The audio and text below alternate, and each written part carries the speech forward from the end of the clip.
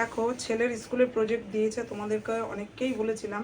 তো দেখো এটা হচ্ছে ভূগোলের, দেখো ম্যাপ যে লেখা, আরও লেখা দিয়েছে। এই দেখো, এই দেখো, দেখেছো কত কাজ দিয়েছে। দেখো পাগল হয়ে যাচ্ছে প্রজেক্ট করতে করতে। গরমের ছুটি কাটাবে, দেখো বাংলার প্রজেক্ট, বাংলা শুধু লেখা দিয়েছে, বাংলা, এটা বাংলা, শুধু লেখা দিয়েছে বাংলা।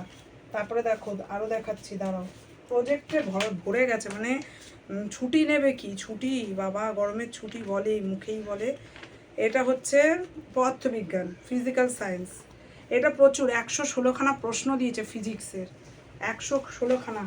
তার মধ্যে এইখানে কতগুলো রয়েছে, আর এর মধ্যে রয়েছে সব, এই যে এর মধ্যে সব রয়েছে, উল্টো হয়ে যাচ্ছে বোধহয়, এর মধ্যে সব রয়েছে। এগুলো, এই পেজগুলো সব এখানে ঢোকাতে হবে, ঢুকিয়ে এটাকে এই শুদ্ধ জমা দিতে হবে, এই ফাইল শুদ্ধই জমা দিতে হবে।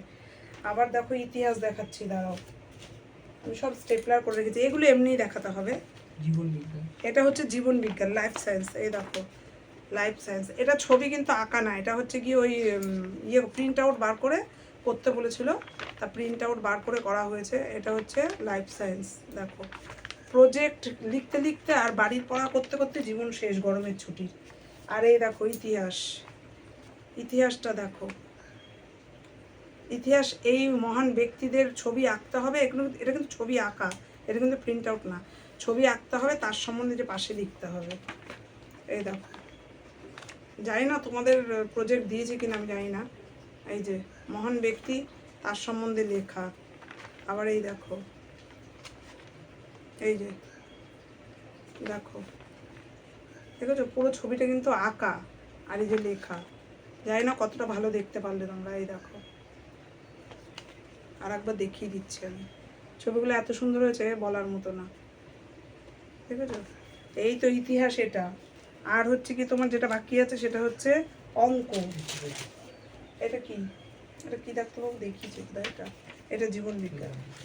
এই যে অঙ্ক, নাম লিখলো ছেলে, ওই জন্য দেরি হলো। এই যে অঙ্কর হচ্ছে গিয়ে জ্যামিতি দিয়েছে, দুটো উপপাদ্য, আর অনেকগুলো শর্ট কোয়েশ্চেন দিয়েছে, ব্রড কোয়েশ্চেন দিয়েছে, পুরো ভর্তি। এই দেখো, দেখেছো সব জ্যামিতি ভর্তি, সব জ্যামিতি, প্রশ্নের অঙ্ক টঙ্ক সবই আছে।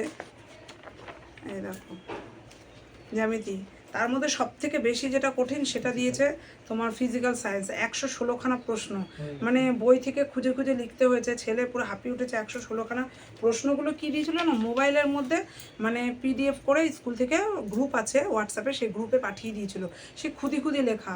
তা যাই হোক, সেই লেখা দেখেই করতে হয়েছে। তো এখন এই তো, আর ইংলিশ দিয়েছে, ইংলিশটা কোথায় বাবু? ফাইল, ওই ফাইল, ফাইল, ওই যে ফাইল, ফাইল ইংলিশ, হ্যাঁ ফাইলে, ইংলিশটা ফাইলে, হ্যাঁ ইংলিশটা এর মধ্যেই আছে ফ্রেন্ডস। এই দেখো ইংলিশ, তোমাদের দেখাইনি।